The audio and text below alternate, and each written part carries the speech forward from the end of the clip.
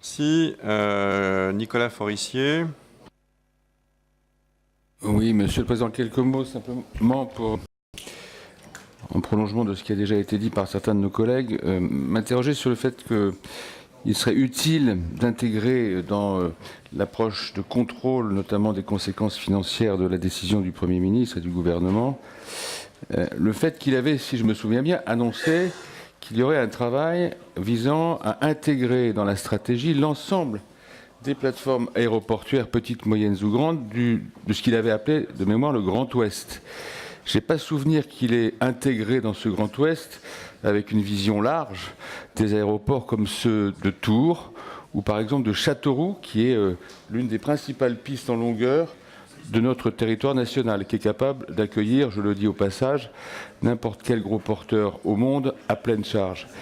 La question que je pose, c'est que je pense qu'il faut élargir, et ça répondra à certaines préoccupations en matière de risque de consommation excessive de foncier agricole, notamment dans les plus belles terres à blé au nord de Roissy. Il faut élargir la réflexion et ça mériterait d'être inscrit dans notre débat, y compris sous l'angle des conséquences financières, à l'utilisation de plateformes qui existent déjà. Est-ce qu'on est obligé de toujours tout concentrer dans certains endroits dans ce pays, comme c'était le projet avec Notre-Dame-des-Landes, ou est-ce qu'au contraire, on va enfin inverser le logiciel d'aménagement du territoire de nos élites et avoir une logique d'utilisation de ce qui existe déjà?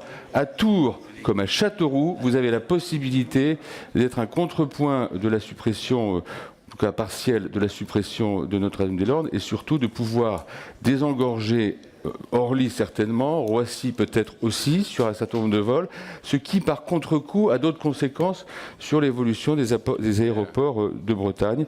Je pense que cette réflexion devrait être envisagée, y compris sur un plan financier. Port de Châteauroux. Non, Charles de Courson. Il y a une logique derrière tout ça.